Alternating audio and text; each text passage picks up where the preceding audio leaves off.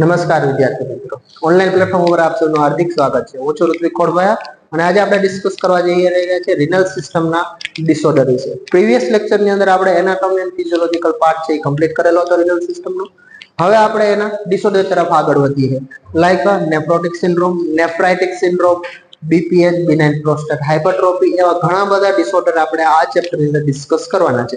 એમાંનો એક important disorder છે જેનું નામ છે નેફ્રોટિક સિન્ડ્રોમ.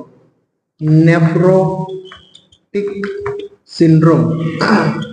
હવે પહેલા તો આપણે એનો મિનિંગ ખબર હોવો જોઈએ કે આ ડિસીઝ છે કઈ કન્ડિશન કઈ સિસ્ટમનો છે, એની અંદર શું શું ઇન્ક્લુડ થાય છે. તો નામ ઉપરથી તમને આઈડિયા આવી જતો હોય. Nephrotic related to nephron, related to kidney હશે તો કિડનીના નેફ્રોનની અંદર કંઈક શું આવે છે, ડિફોર્મિટી આવે છે. અને પાછળ શું મિનિંગ આવ્યો છે, સિન્ડ્રોમ. કાંઈ પણ વસ્તુની અંદર મેડિકલ ટર્મની અંદર જ્યારે ક્યારે પણ સિન્ડ્રોમ વર્ડ યુઝ થાય, સિન્ડ્રોમનો મિનિંગ થાય group of sign and symptom, otherwise group of organ છે ઇન્વોલ્વમેન્ટ. જ્યારે ક્યારે પણ એક કરતા વધારે ઓર્ગન છે ઇન્વોલ્વ થશે અને એક કરતા વધારે સાઇન એન્ડ સિમ્પટમ પ્રોડ્યુસ કરશે, એવા કાંઈ પણ સિસ્ટમ છે, એવી કાંઈ પણ વસ્તુ છે ને કયા નામથી ઓળખવામાં આવે, ડિનોટ કરવામાં આવે, સિન્ડ્રોમના નામથી ડિનોટ કરવામાં આવે છે. પણ નામ ઉપરથી તમને એવો પ્રાઇમરી પ્રાથમિક માહિતી મળી જતી હશે કે નેફ્રોટિક સિન્ડ્રોમની અંદર આપણે ચર્ચા કોની કરવાની છે, કિડનીના નેફ્રોનની અંદર કંઈક ખામી આવે છે, એના લીધે કિડનીના નેફ્રોન અને બીજા ઘણા બધા ઓર્ગન પણ શું થાય, ઇન્વોલ્વ થાય છે. તો એવી જે આખી ડિસીઝ કન્ડિશન છે એને કયા નામથી ઓળખવામાં આવે છે, નેફ્રોટિક સિન્ડ્રોમ. હવે એના કોઝેટિવ ઓર્ગેનિઝમ તરફ આગળ વધીએ કે કોઝેટિવ ઓર્ગન કયા છે, ત્યારે કોઝેટિવ ઓર્ગેનિઝમ કયા છે. કોઝિસની અંદર વાત કરીએ વિદ્યાર્થી મિત્રો આપણે, તો નેફ્રોટિક સિન્ડ્રોમ છે એક પ્રકારનો કેવો છે, ઓટો ઇમ્યુન ડિસઓર્ડર. કયો છે, auto immune disorder. Auto immune નો મિનિંગ શું થાય, ઓટો ઇમ્યુન. ઓટો ઇમ્યુન નો મતલબ થાય વિદ્યાર્થી મિત્રો કે પોતાની ઇમ્યુનિટી પોતાના બોડી ઓર્ગનને શું કરે છે, હાર્મ કરે છે. નેફ્રોટિક સિન્ડ્રોમ એક પ્રકારનો ઓટો ઇમ્યુન ડિસઓર્ડર છે કે જેમાં પોતાની એન્ટીબોડી, અધરવાઇઝ પોતાની બોડીની જે કંઈ પણ એન્ટીબોડી છે એ પોતાના બોડી ઓર્ગનને શું કરે, ડિસ્ટ્રોય કરે છે, હાર્મ કરે છે. તો એવી જે કાંઈ પણ કન્ડિશન છે કોની અંદર ઇન્ક્લુડ કરવામાં આવે છે, ઓટો ઇમ્યુનની અંદર. અને આ જે આપણો નેફ્રોટિક સિન્ડ્રોમ છે એ પણ એક પ્રકારનો શું છે, ઓટો ઇમ્યુન છે. તો એવી પ્રાથમિક માહિતી તમને આવી શકે કે પોતાની એન્ટીબોડીના લીધે કિડનીમાંનો જે નેફ્રોન છે એ શું થાય છે, ડેમેજ થાય છે. એના લીધે કઈ કન્ડિશન અરાઇઝ થાય છે. એ કન્ડિશન કયા નામથી ઓળખવામાં આવે છે, નેફ્રોટિક સિન્ડ્રોમના નામથી. હવે ઓટો ઇમ્યુન છે મેઇન કોઝ છે. એના પછી જો જોવા જઈએ આપણે બીજા ફર્ધર કોઝની અંદર જોવા જઈએ તો મેઇનલી ચાઇલ્ડની અંદર એક કન્ડિશન અરાઇઝ થાય છે જેને આપણે કહીએ MCD, મિનિમલ ચેન્જ ડિસીઝ.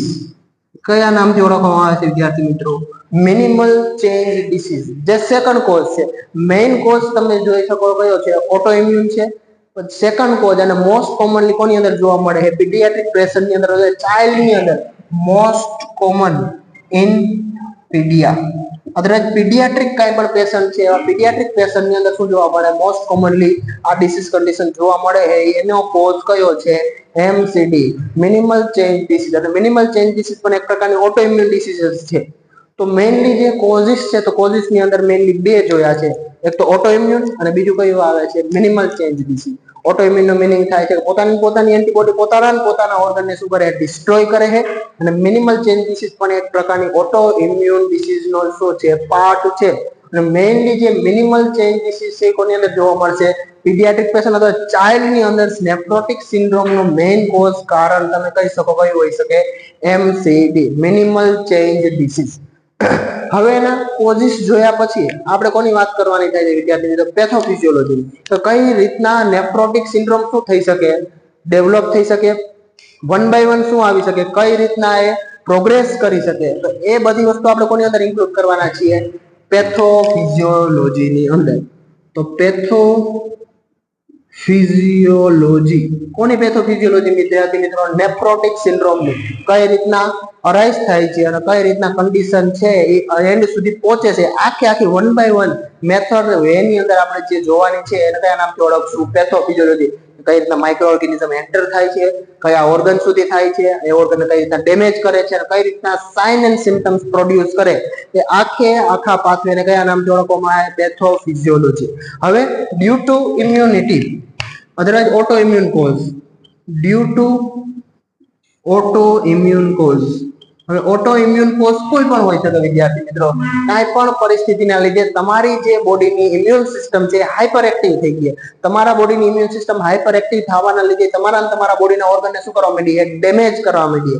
તો એવી કાંઈ પણ કન્ડિશન હોય ડ્યુ ટુ ઓટો ઇમ્યુનિટીના લીધે જે તમારા નેફ્રોન કે કિડનીનો જે નેફ્રોનનો પાર્ટ છે, નેફ્રોનમાં એ સ્પેશિયલી એક આવશે ફિલ્ટ્રેશન મેમ્બ્રેન.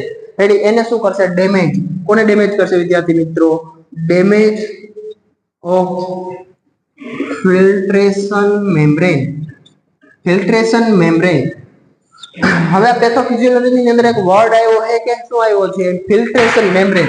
તો ફિલ્ટ્રેશન મેમ્બ્રેન કોને કહેવામાં આવે છે? તો ફિલ્ટ્રેશન મેમ્બ્રેન છે રેડી, એના વિશે મારે તમને ચર્ચા કરવી પડે આગળ, કેમ કે આખી જે ડિસીઝ કન્ડિશન તે કોના ઉપર ટેકી છે?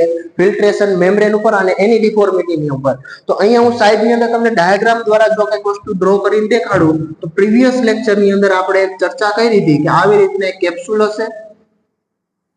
આ ગ્લોમેરુલસ ના નામથી ઓળખવામાં આવે. ગ્લોમેરુલસ આ કોના નામથી ઓળખવામાં આવે છે? ગ્લોમેરુલસ કેપ્સ્યુલ. કોના નામથી? ગ્લોમેરુલસ કેપ્સ્યુલ. હવે આ આખું સ્ટ્રક્ચર આપણે પ્રીવિયસ એનાટોમી ફિઝિયોલોજી ની અંદર સ્ટડી કરી ગયા છે. આની અંદર મેં તમને કીધું હતું કે એક ફિલ્ટ્રેશન મેમ્બ્રેન હશે. ફિલ્ટ્રેશન મેમ્બ્રેન કોની વચ્ચે હતી? કે જે આ ગ્લોમેરુલસ કેપ્સ્યુલ છે, આ કે ગ્લોમેરુલસ નું ગૂંચળું છે, એની જે કંઈ પણ દિવાલ બનેલી છે એની અંદર એક સ્પેશિયલાઇઝ સેલ આવેલા હશે. એ સ્પેશિયલાઇઝ સેલને તમે કયા નામથી ઓળખવામાં આવે છે? Endothelial cell. થિલિયલ સેલ. કયા નામથી? એન્ડોથેલિયલ સેલના નામથી ઓળખવામાં આવે છે. સેમ આપણે ડિસ્કસ કરી દીધું કે એન્ડોથેલિયલ સેલની વચ્ચે શું આવેલી હશે? સ્પેસ કે સ્પોર આવેલા છે, જગ્યા આવેલી કે જેમાંથી કાંઈ પણ વસ્તુ પસાર થઈ શું થઈ શકે? ફિલ્ટર આઉટ થઈ શકે. તેન આપણે નીચેની બાજુ જ્યાં ગ્લોમેરુલસ કેપ્સ્યુલ છે, એ ગ્લોમેરુલસ કેપ્સ્યુલની જે કાંઈ પણ દિવાલ હશે એની અંદર પણ એક પ્રકારના સ્પેશિયલાઇઝ શું આવેલા હશે વિદ્યાર્થી મિત્રો? સેલ આવેલા હશે. એ સેલની આ દિવાલ બનેલી હશે. એ સેલને કયા નામથી ઓળખવામાં આવે છે વિદ્યાર્થી મિત્રો? પોડોસાઇટ સેલ. કયા નામથી? પોડોસાઇટ સેલ. ટિક માર્ક કરવો હોય તો લખી લેજો. ડિફોર્મિટી આપણે સ્ટડી કરવાના છે. જે ડિફોર્મિટી છે નેફ્રોટિક સિન્ડ્રોમ, એની અંદર મેઇન રોલ કોનો હશે? પોડોસાઇટ સેલનો. અને પોડોસાઇટ જે મેમ્બ્રેન છે એનો હશે. તો પોડોસાઇટ મેમ્બ્રેન જે આ સેલ આવેલા છે એની વચ્ચે પણ શું આવેલી હશે? આવી રીતના સ્પેસ આવેલી હશે, જગ્યા આવેલી હશે, જેમાંથી પણ શું થઈ શકે? ફિલ્ટ્રેશન થઈ શકે. હવે એક એન્ડોથેલિયલ લેયર છે અને પોડોસાઇટ નું લેયર છે. આ બંને લેયર વચ્ચે તમને આ કંઈક સ્પેસ દેખાય છે. એ સ્પેસ છે એની અંદર પણ એક મેમ્બ્રેન આવેલું હશે. શું આવેલું હશે? એક મેમ્બ્રેન આવેલું હશે વચારેની બાજુ, કે જેની અંદર પણ શું આવેલા હશે? આવી રીતના જગ્યા આવેલી હશે, પોર આવેલા હશે, કે જેમાંથી પણ શું થઈ શકે? ફિલ્ટ્રેશન થઈ શકે. તો આ જે મિડલ લેયર છે, વચ્ચેનું લેયર છે, ને કયા નામથી ઓળખવામાં આવે છે વિદ્યાર્થી મિત્રો? Basement membrane. Basement membrane. શું કરવા માટે? તો કે બેઝમેન્ટ છે કે એન્ડોથેલિયલ સેલ અને પોડોસાઇટ સેલ બંનેના ફોર્મેશન માટે, એક ઉપરની બાજુ એન્ડોથેલિયલ સેલ અને નીચેની બાજુ પોડોસાઇટ સેલ, આ બંનેના માટેનું એક કોમન માધ્યમ, એક કોમન મેમ્બ્રેન છે. કયું છે? વચ્ચેનું. એટલા માટે શું નામ આપ્યું? Basement membrane. જેમ બિલ્ડિંગ ની અંદર બેઝમેન્ટ હોય એ કોમન વસ્તુ, કે બેઝમેન્ટ એની ઉપર આખી દિવાલ હોય, આખી બિલ્ડિંગ ચણેલી હોય છે. સેમ કે બેઝમેન્ટ મેમ્બ્રેનની ઉપરની બાજુ કોણ ચણેલું હોય છે? Endothelial cell. અને નીચેની બાજુ કોણ હોય છે? પોડોસાઇટ સેલ. તો આ ત્રણ layer, endothelial layer, basement membrane અને પોડોસાઇટ સેલ, ત્રણેય ભેગા મળી અને આ જે લેયરની રચના કરી છે, આ લેયરને કયા નામથી ઓળખવામાં આવે છે વિદ્યાર્થી મિત્રો? Filtration membrane. જેની આપણે અહીંયા ચર્ચા કરી, ડેમેજ ઓફ ફિલ્ટ્રેશન મેમ્બ્રેન. તો મેમ્બ્રેન, જે ફિલ્ટ્રેશન મેમ્બ્રેન છે એને શું કરે? તમારી ઇમ્યુનિટી જે વધેલી છે, ઓટો ઇમ્યુનિટીના જે તમારી એન્ટીબોડી તમારા બોડીની છે, કોને ડેમેજ કરશે? તમારા ફિલ્ટ્રેશન મેમ્બ્રેન. ફિલ્ટ્રેશન મેમ્બ્રેનનો અહીંયા તમને આઈડિયા આખો આવી ગયો છે. આ ફિલ્ટ્રેશન મેમ્બ્રેનમાં પણ એ સ્પેશિયલી કોને ડેમેજ કરશે વિદ્યાર્થી મિત્રો? કોને ડેમેજ કરશે? પોડોસાઇટ સેલને. ફિલ્ટ્રેશન મેમ્બ્રેનમાં મેં તમને ત્રણ મેમ્બ્રેન કીધા, એન્ડોથેલિયલ, બેઝમેન્ટ એન્ડ પોડોસાઇટ. પણ આ ડેમેજ કોને કરશે સ્પેશિયલી? આમાંથી પણ ડેમેજ ઓફ પોડોસાઇટ સેલ. પોડોસાઇટ સેલ કોને ડેમેજ કરશે? પોડોસાઇટ સેલને. તો હવે પોડોસાઇટ સેલનું તમારે ફંક્શન જાણવું પડે કે પોડોસાઇટ સેલ કઈ રીતના ફંક્શન કરે, એનું કાર્ય શું છે, કે જેથી કરીને તમે ઇઝીલી પેથોફિઝિયોલોજી સમજી શકો કે જો પોડોસાઇટ સેલ ડેમેજ થાય પોડોસાઇટ સેલનું ફંક્શન ડેમેજ થાય તો એના લીધે આવા સાઇન એન્ડ સિમ્પટમ્સ આ ડિસીઝ કન્ડિશનની અંદર શું થાય આવી શકે. તો હું અહીંયા ડિસ્કસ કરું કે પોડોસાઇટ સેલ કઈ રીતના વર્ક કરતું હોય એનું હું અહીંયા ચર્ચા કરું તમને. તો જોઈએ તો પોડોસાઇટ સેલ પોડોસાઇટ સેલ છે એ બેઝમેન્ટ મેમ્બ્રેનનો એક શું છે ફિલ્ટ્રેશન મેમ્બ્રેનનો એક શું છે પાર્ટ છે. તો જે કંઈ પણ યુરિનનું ફોર્મેશન આપણે પ્રીવિયસ લેક્ચરની અંદર જો કોઈ વિડીયો ન જોયો હોય તો એક વખત તમે યુટ્યુબ ચેનલની અંદર સર્ચ કરજો. યુટ્યુબ ચેનલની અંદર નેક્સ્ટ પ્રીવિયસ લેક્ચરની અંદર બધા લેક્ચર એનાટોમી ફિઝિયોલોજી સ્ટાર્ટિંગ થી લઈને એન્ડ સુધી આપેલા છે. તો એક વખત આ ડિસીઝ કન્ડિશન સ્ટડી કર્યા પહેલા આગળના 2 વિડીયો જોઈ લેજો, જેથી કરીને તમને નોર્મલ વસ્તુ ખબર હશે તો પેથોફિઝિયોલોજી તમને ઈઝીલી શું રહેશે આઈડિયા આવશે. પણ પ્રીવિયસ લેક્ચરની અંદર જેમ આપણે ચર્ચા કરી હતી આ બધી વસ્તુની અંદર કે યુરિનનું શું થશે ફોર્મેશન, એ યુરિનનું ફોર્મેશન થશે તો અહીંયા એક શું થાય પ્રેશર ક્રિએટ થશે. પ્રેશરના લીધે કાંઈ પણ વસ્તુ ગળાશે. ક્યાંથી ગળાશે? આ ફિલ્ટ્રેશન મેમ્બ્રેનમાંથી, ત્રણેય મેમ્બ્રેનમાંથી, એન્ડોથેલિયલ સેલ, બેઝમેન્ટ મેમ્બ્રેન અને કોનામાંથી પોડોસાઇટ સેલ.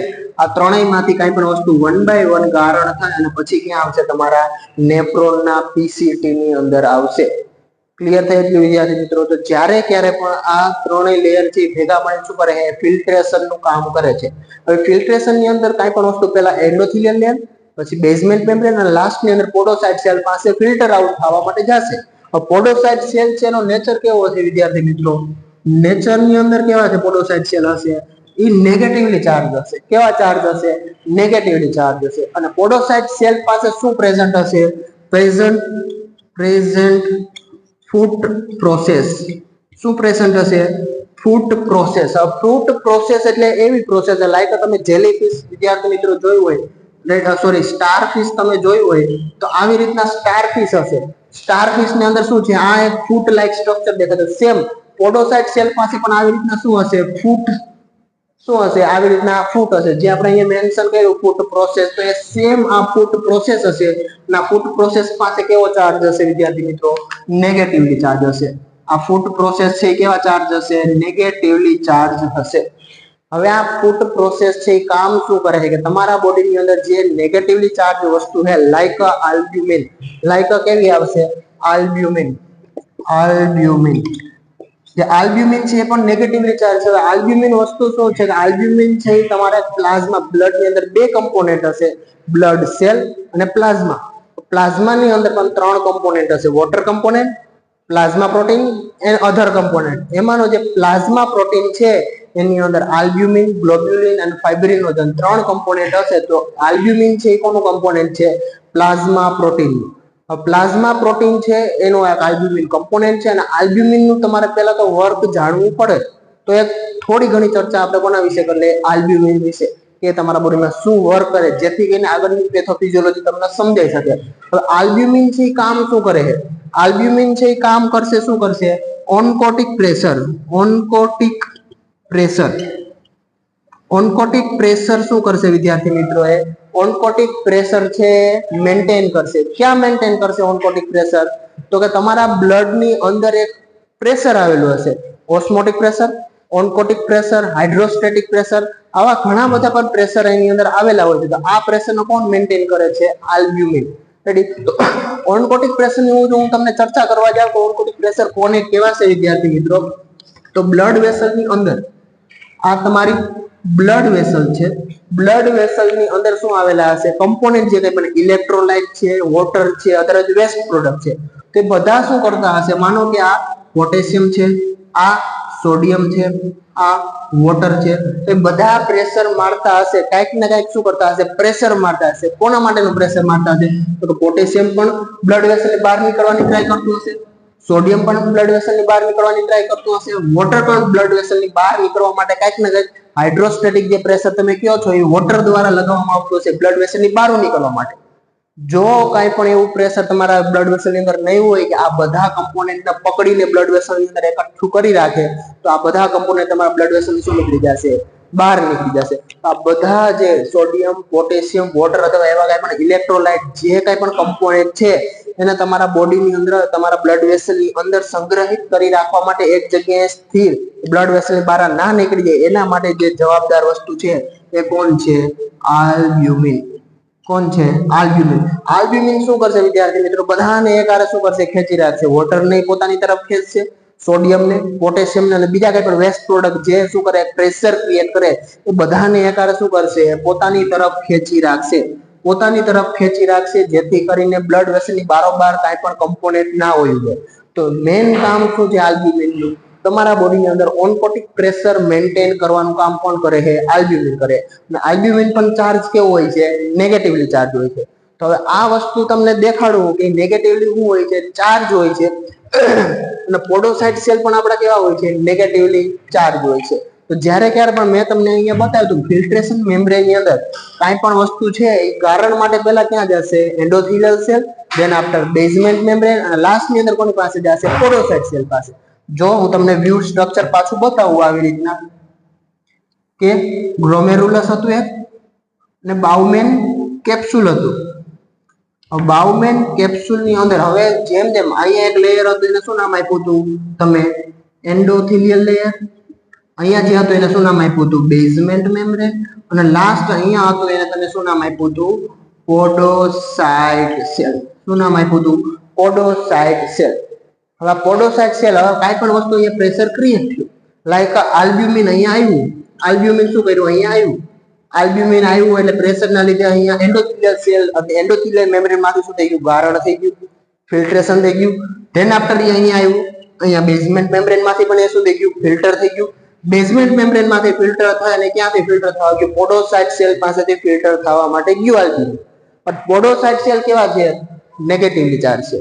અને પોડોસાઇટ સેલ પાસે શું છે? ફૂડ પ્રોસેસ છે. મેં તમને હમણાં કીધું હતું એમ કે આવી રીતના પોડોસાઇટ સેલ શું હશે? પ્રેઝન્ટ હશે. અને એના જે ફૂડ પ્રોસેસ છે એની પાસે શું ચાર્જ હશે? નેગેટિવલી ચાર્જ હશે. તો જ્યારે ક્યારે પણ આલ્બ્યુમિન છે ત્યાં પોડોસાઇટ સેલ પાસે ગારણ માટે જશે તો આલ્બ્યુમિન કેવું છે? કેવું છે વિદ્યાર્થી મિત્રો? નેગેટિવ. અને પોડોસાઇટ સેલ પણ કેવા છે? નેગેટિવ. તો જ્યારે ક્યારે પણ આલ્બ્યુમિન નેગેટિવ છે, પોડોસાઇટ સેલ નેગેટિવ છે, તો નેગેટિવ વસ્તુ આવશે તો એને પાછું શું કરી દે? ઉપરની બાજુ, નીચેની બાજુ ગારણ નહીં થવા દે અને પાછું ક્યાં મોકલી દેશે? ઉપર જ બ્લડ સર્ક્યુલેશન ની અંદર મોકલી દેશે. તો આ નોર્મલ ફિનોમિના હાલતો હોય તમારા બોડીની અંદર, જે આપણે પ્રીવિયસમાં પણ ડિસ્કસ કરી ગયા હતા. તો આની અંદર એનો નેચર પોડોસાઇટનો નેગેટિવ હોવાના લીધે નોર્મલી તમારા બોડીમાં આલ્બ્યુમિન છે એ ફિલ્ટર આઉટ નથી થતું. આ જે ફૂડ પ્રોસેસ તમે કયો દરજ આખી મેકેનિઝમના લીધે તમારા બોડીની અંદર આલ્બ્યુમિનનું લેવલ શું રહેતું હોય? જળવાઈ રહેતું હોય. અને આલ્બ્યુમિનનું લેવલ જળવાય છે એના લીધે ઓન્કોટિક પ્રેશર મેન્ટેન રહેતું હોય છે. બટ નેફ્રોટિક સિન્ડ્રોમ ની અંદર કઈ કન્ડિશન જોવા મળે છે? તમે મેં વાત કરી કે પેથોફિઝિયોલોજી ની અંદર due to auto immunity, damage of filtration membrane. Filtration membrane હમણાં વાત કરીએ ને, ફિલ્ટ્રેશન મેમ્બ્રેનમાં પણ સ્પેશિયલી કોણ? પોડોસાઇટ સેલ. પોડોસાઇટ સેલ શું થઈ જાય? ડેમેજ. પોડોસાઇટ સેલ ડેમેજ થઈ જશે તો શું થશે? Albumin filter out. Otherwise albumin શું થઈ જાય? ફિલ્ટ્રેશન. આલ્બ્યુમિન નું ફિલ્ટ્રેશન છે બોડીની બહાર નીકળી જાય. શું કરવા વિદ્યાર્થી મિત્રો? કે અહીંયા આલ્બ્યુમિન અહીંયાથી એન્ડોથેલિયલ માંથી ગારણ થઈને બેઝમેન્ટમાં આવતું હતું અને બેઝમેન્ટ માંથી એ પોડોસાઇટ માંથી ગારણ થઈને પીસીટી તરફ જતું હતું. પણ પીસીટી તરફ ગારણ થઈને ફિલ્ટ્રેશન થઈને જાતા એને રોકતું હતું કોણ? પોડોસાઇટ સેલ. બટ હવે સ્ટ્રક્ચર છે ઓટો ઇમ્યુનિટીના લીધે તમારે એન્ટીબોડી તમારા બોડીની એન્ટીબોડીના લીધે સ્ટ્રક્ચર શું થઈ ગયું?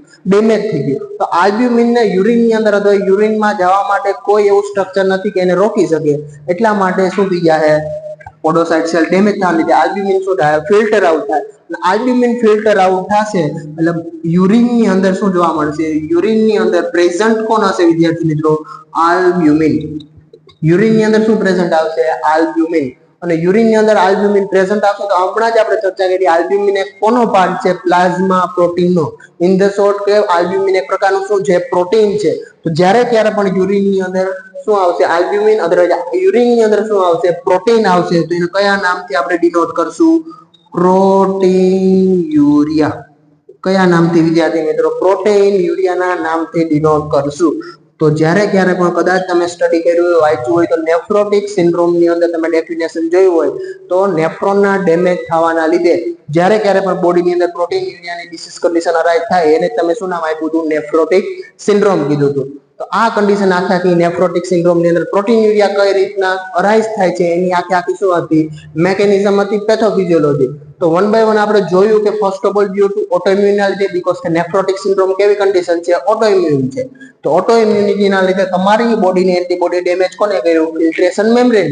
ફિલ્ટ્રેશન મેમ્બ્રેન કોને કહેવાય, હમણાં આપણે જોયું હતું. એ ફિલ્ટ્રેશન મેમ્બ્રેન ની અંદર 3 પાર્ટ હતા. કયા કયા હતા, એન્ડોથેલિયલ સેલ, બેઝમેન્ટ મેમ્બ્રેન અને પોડોસાઇટ સેલ. તો એ 3 ફિલ્ટ્રેશન મેમ્બ્રેન ના માંથી પણ સ્પેશિયલી કોને ડેમેજ કરશે, પોડોસાઇટ સેલને.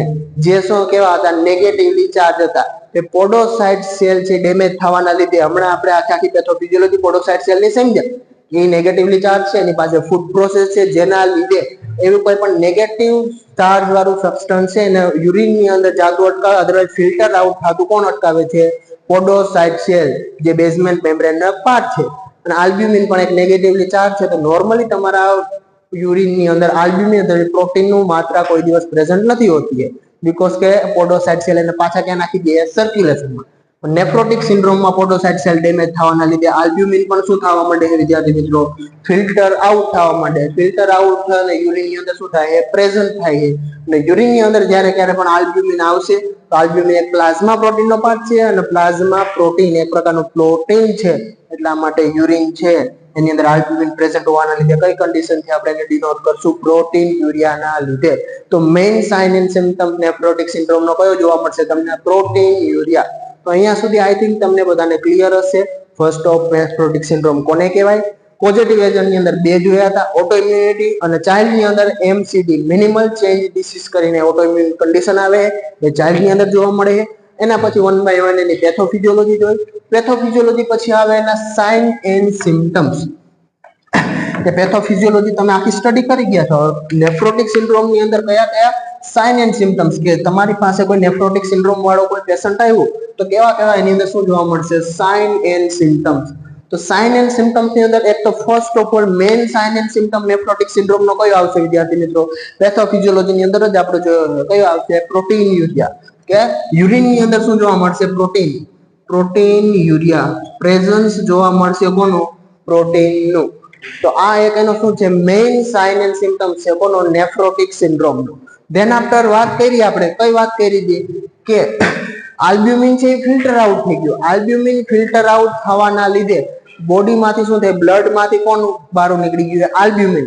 અને બ્લડ માંથી જ્યારે ક્યારે પણ આલ્બ્યુમિન બહાર નીકળી અને યુરિન ની અંદર ગયું છે, તો એક તમે એવો પ્રાથમિક અહેવાલ, પ્રાથમિક એવો વિચાર કરી શકો તમે કે શું, બ્લડ ની અંદર લેવલ કોનું ડિક્રીઝ થશે, આલ્બ્યુમિન. બીકોઝ કે આલ્બ્યુમિન કોની અંદર જવા માંડ્યું, યુરિન ની અંદર પાસ આઉટ થવા માંડ્યું. તો બ્લડ ની અંદર કોનું લેવલ ઘટી જશે, આલ્બ્યુમિન નું. અને આલ્બ્યુમિન નું બ્લડ ની અંદર લેવલ ઘટશે તો એને કયા નામથી ઓળખવામાં આવશે, હાઇપો આલ્બ્યુમિનિયા.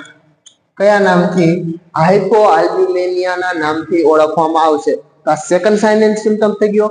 હવે મેં તમને આ વસ્તુ કીધી હતી, તો ઓન્કોટિક પ્રેશર ક્યારે લાગશે, તો કે આલ્બ્યુમિન જ્યારે ક્યારે પણ બ્લડ ની અંદર પ્રેઝન્ટ હશે ત્યારે વોટરના, સોડિયમ, પોટેશિયમ બધા કમ્પોનન્ટને પોતાની તરફ રાખશે, ખેંચી રાખશે. હવે વાત કરીએ આપણે કે નેફ્રોટિક સિન્ડ્રોમ ની અંદર બ્લડમાંનો આલ્બ્યુમિન છે શું થઈ જાય, નીકળી જાય, ડિક્રીઝ થઈ જાય. તો અહીંયાથી શું થઈ જાય, આલ્બ્યુમિન બ્લડ વેસલમાંથી ડિક્રીઝ થઈ જાય, નીકળી જાય. તો બ્લડ વેસલ ની અંદર વોટર, સોડિયમ એવા કમ્પોનન્ટને ખેંચી રાખવા માટે કોઈ પણ જાતનું પ્રેશર નથી. ઇન ધ શોર્ટ, જે ઓન્કોટિક પ્રેશર ની આપણે વાત કરી હતી, ઓન્કોટિક પ્રેશર કોના લીધે મેન્ટેન થતું હતું, આલ્બ્યુમિન ના લીધે. અને આલ્બ્યુમિન ની કમીના લીધે બોડીની અંદર કયું પ્રેશર ડિક્રીઝ થઈ જાય, ઓન્કોટિક પ્રેશર વિદ્યાર્થી મિત્રો ડિક્રીઝ થઈ જાય. અને ઓન્કોટિક પ્રેશર ડિક્રીઝ થવાના લીધે એક સાઇન એન્ડ સિમ્પટમ્સ તમને જોવા મળશે, એડીમા. નામ તમે સાંભળ્યું હોય કયું, એડીમા. એડીમા નો મીનિંગ કે બ્લડ વેસલ ની અંદર જે કઈ પણ ફ્લુઇડ છે, વોટર નું કમ્પોનેન્ટ છે, એ કમ્પોનેન્ટ શું નીકળી જાય છે, બહાર નીકળી જાય છે બ્લડ વેસલ ની. અને ઇન્ટરસ્ટિશિયલ સ્પેસ, કે બે સેલ વચ્ચે, બ્લડ વેસલ અને સેલ વચ્ચેની જે સ્પેસ છે એની અંદર એ ફ્લુઇડ શું થઈ જાય છે, એક્યુમ્યુલેટ થઈ જાય છે. ફ્લુઇડ એક્યુમ્યુલેટ થવાની કન્ડિશનને શું નામ આપવામાં આવે છે, એડીમા તરીકે ઓળખવામાં આવે છે. હવે એડીમા ઘણા પ્રકારના હોઈ શકે, જનરલાઇઝ એડીમા હોઈ શકે છે, અથવા સ્પેસિફિક કોઈ જગ્યાએ પણ એડીમા હોઈ શકે. મોસ્ટલી જ્યાં એડીમા ક્યાં થવાના ચાન્સીસ છે કે લોઅર આઈલિડ. વિદ્યાર્થી મિત્રો, આ લોઅર આઈલિડ, બીકોઝ કે ત્યાંની સ્કિન છે એ બહુ પાતળી હોય છે, થિન સ્કિન હોય છે, એની નીચે સ્પેસ આવેલી હશે, તો ત્યાં પણ વોટર શું થઈ શકે, એક્યુમ્યુલેશન થઈ શકે.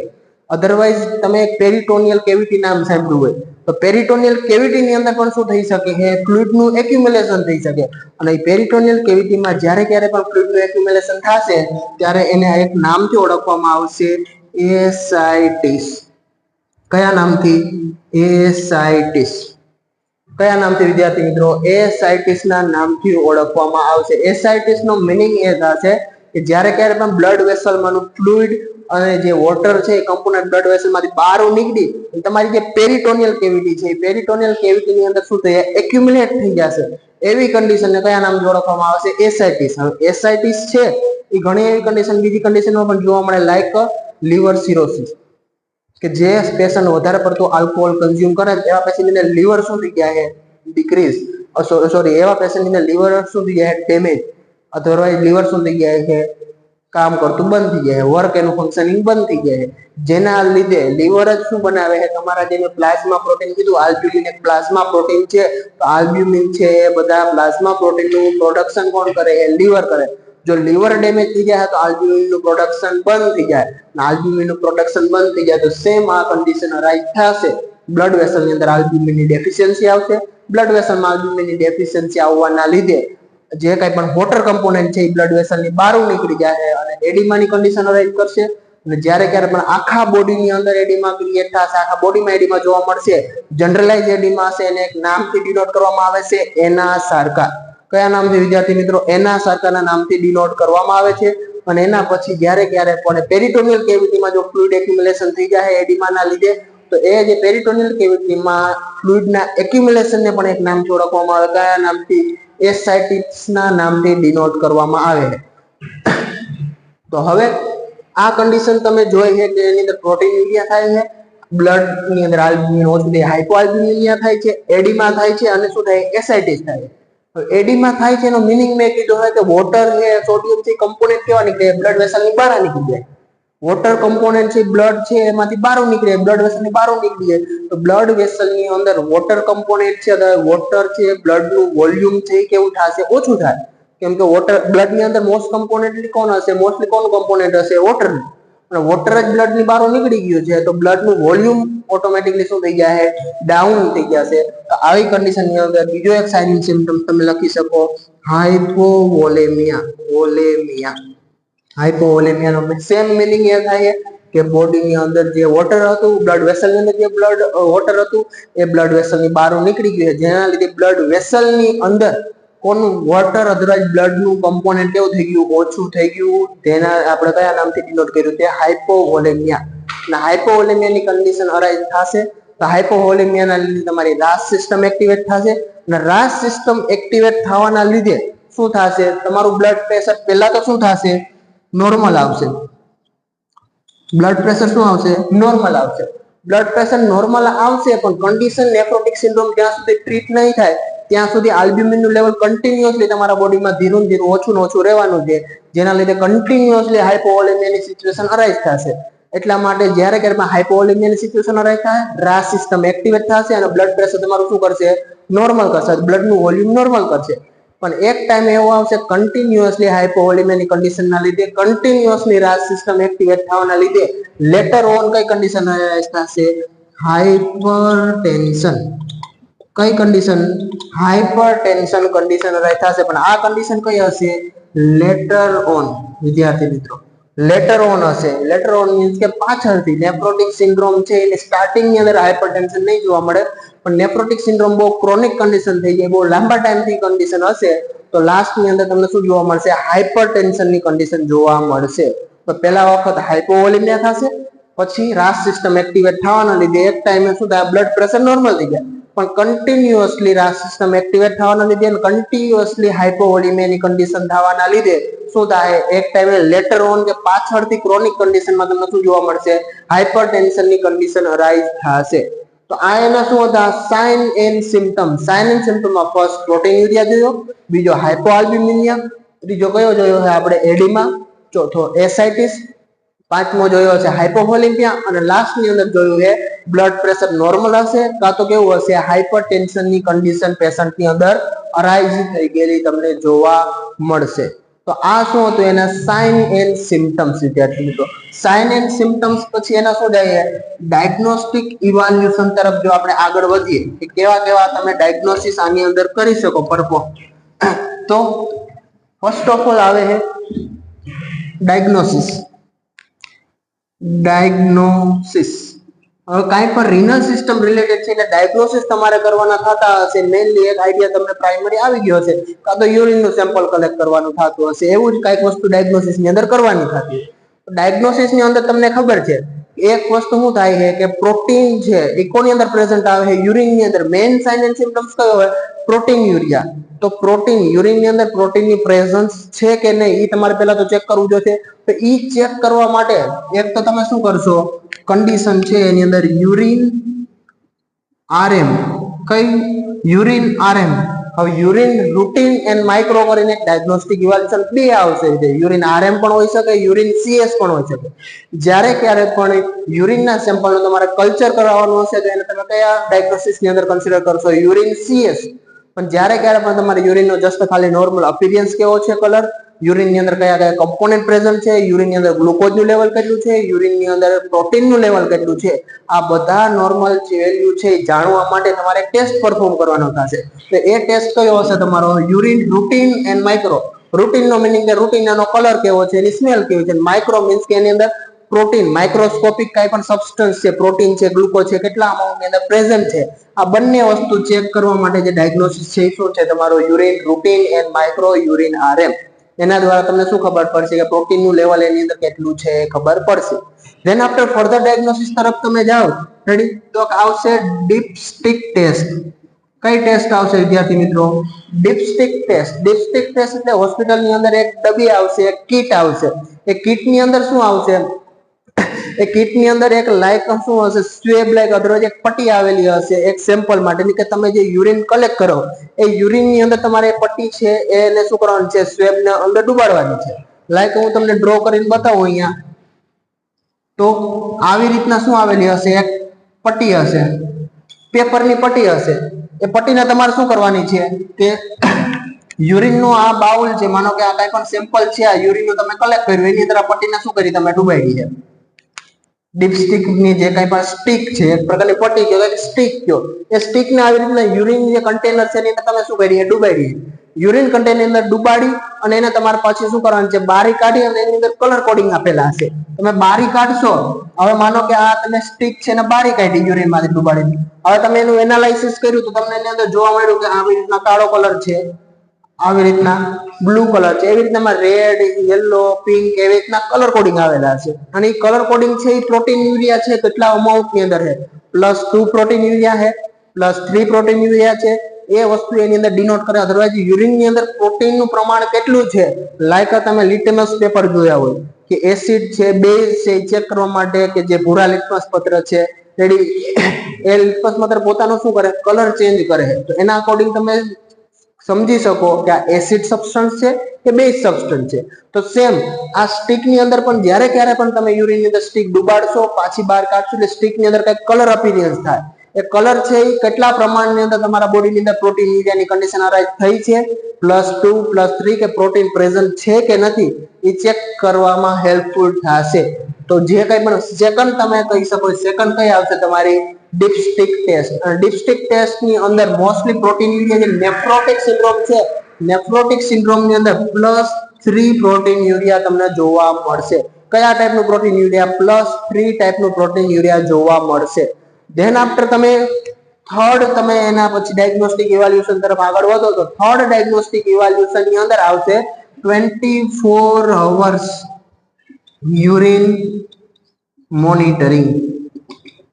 24 અવર્સ યુરિન મોનિટરિંગ નો મિનિંગ કે 24 કલાક સુધી તમારે શું કરવાનું છે જેટલું 24 કલાકમાં urine patient urine pass out કરે છે એ યુરિન નું તમારે સેમ્પલ 24 કલાક માટે કલેક્ટ કરવાનું છે અને 24 કલાકના સેમ્પલને તમારે શું કરવાનું છે લેબ ની અંદર સેન્ડ કરવાનું છે જેથી કરીને તમે કે 24 કલાકમાં કન્ટિન્યુઅસલી એના યુરિન ની અંદર પ્રોટીન આવે છે કે નહીં અને કેટલા અમાઉન્ટ ની અંદર કન્ટિન્યુઅસલી યુરિન ની અંદર પ્રોટીનની ફ્રીક્વન્સી છે એ તમે 24 કલાક સુધી તમારે શું કરવાની છે મોનિટરિંગ કરવાની છે. તો આ પણ એક પ્રકારનું શું છે 24 અવર સુધી તમારે મોનિટરિંગ કરવા માટે ડાયગ્નોસિસ ની અંદર તમે યુઝ કરી શકો. તો આ બધા એક પ્રકારના ડાયગ્નોસ્ટિક્સ છે એ કન્ફર્મેટરી તમે ના કહી શકો, બીકોઝ કે પ્રોટીન યુરિયાની કન્ડિશન આના પછી આપણે કન્ડિશન જો નેફ્રાઇટિક સિન્ડ્રોમ એનામાં પણ જોવા મળી શકે. તો પ્રોટીન યુરિયા છે કે નહીં ડિનોટ કરવા માટે તમે આ યુઝ કરી શકો, પણ લાસ્ટલી ફાઇનલ તમારે ડાયગ્નોસિસ કરવું હોય કે નેફ્રોટિક સિન્ડ્રોમ છે કે નહીં, તો એના માટે કન્ફર્મેટરી ડાયગ્નોસિસ કયું આવશે? બાયોપ્સી. વિદ્યાર્થી મિત્રો, બાયોપ્સી હશે તમારું શું હશે? કન્ફર્મેટરી ડાયગ્નોસિસ હશે કે તમારે નેફ્રોટિક સિન્ડ્રોમ છે કે નહીં. એ ફાઇનલ કોના ઉપરથી ખબર પડશે? બાયોપ્સી ઉપરથી. તો આ એના 3 થી 4 શું હતા? Diagnostic evaluation. First diagnostic urine RM, urine નું સેમ્પલ કરી રૂટીન એન્ડ માઇક્રો સેમ્પલ છે એની અંદર તમે પ્રોટીન યુરિયા કેટલું છે જોઈ શકો. સેકન્ડ આવશે ડિપસ્ટિક ટેસ્ટ. ડિપસ્ટિક છે મેં તમને કીધું એક સ્ટિક આવશે, કલર કોડિંગ અકોર્ડિંગ તમે કરી શકશો કે કેટલા કલર છે, કેટલો કલર આવ્યો છે, કેટલા પ્રમાણની અંદર પ્રોટીન છે એની અંદર પ્રેઝન્ટ છે. અને મોસ્ટલી ડિપસ્ટિક ટેસ્ટ ની અંદર નેફ્રોટિક સિન્ડ્રોમ ની અંદર +3 પ્રોટીન યુરિયા તમને જોવા મળશે.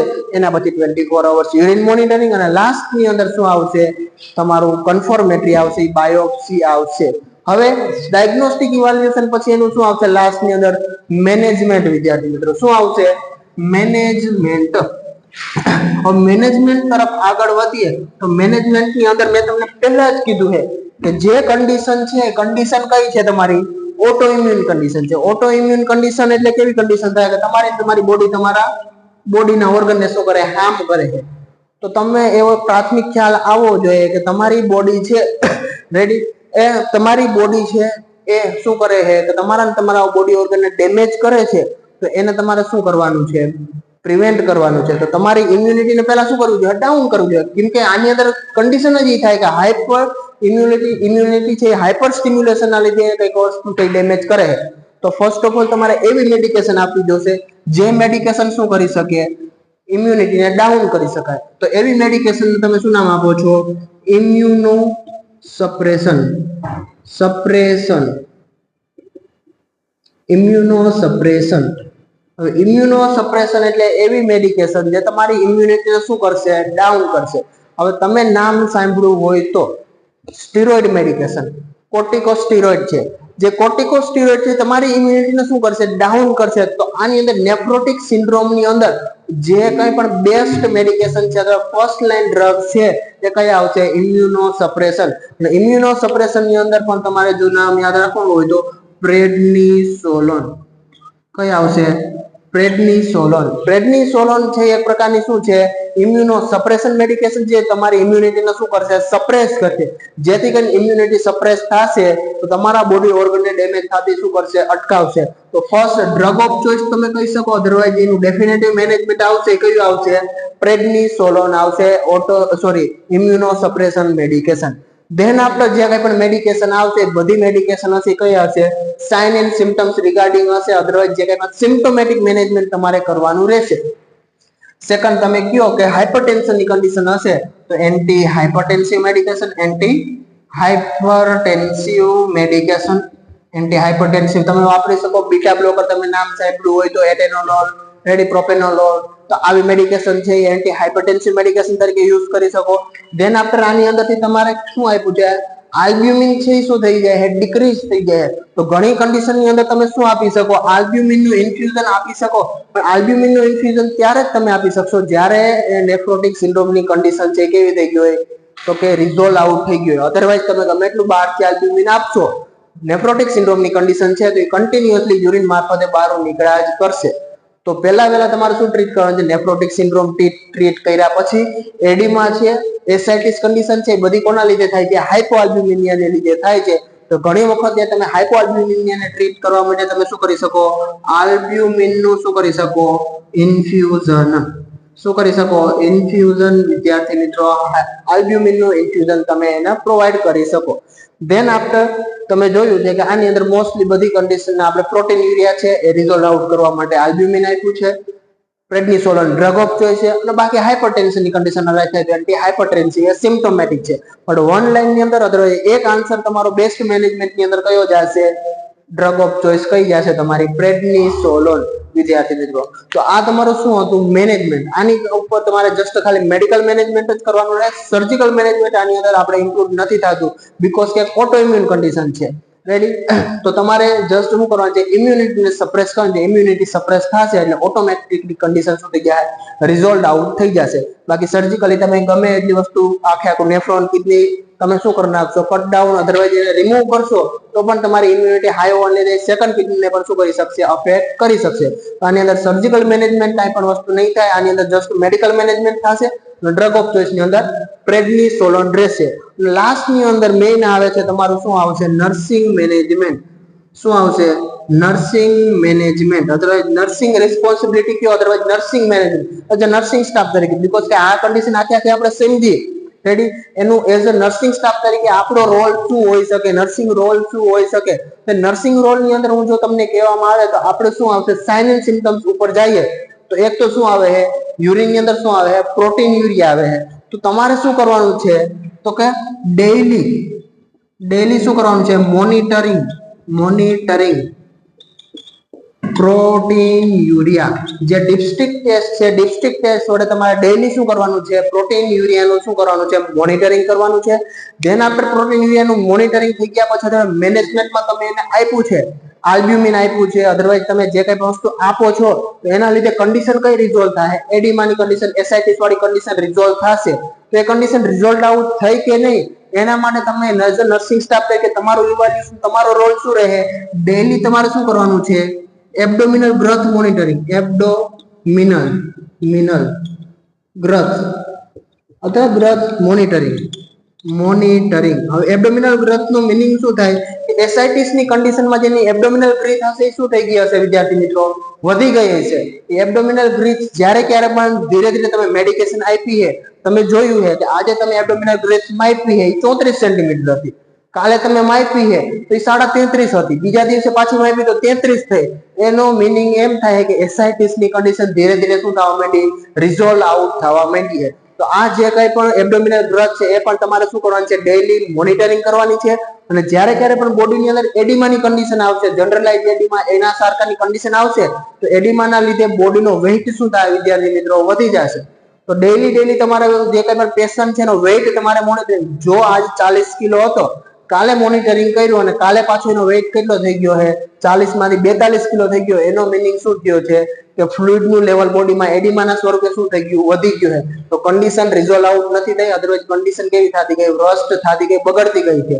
તો એ તમારે એઝ અ નર્સિંગ સ્ટાફ તરીકે ડેઈલી તમારે શું કરશે? વેઇટ મોનિટરિંગ કરવાનું થશે. એ પણ એઝ અ નર્સિંગ સ્ટાફનો રોલ આવશે. અને વેઇટ મોનિટરિંગમાં પણ 3 વસ્તુ યાદ રાખવાની: સેમ ટાઈમ, સેમ ક્લોથ અને સેમ શું લખવાનું છે? Weight machine. કેમ કે ઘણી વખત વેઇટ મશીન ની અંદર ચેન્જ થવાના લીધે અડધો 1 કિલોનો શું આવી શકે? તફાવત આવી શકે. એના લીધે તમારે મિસગાઈડન્સ થઈ શકે.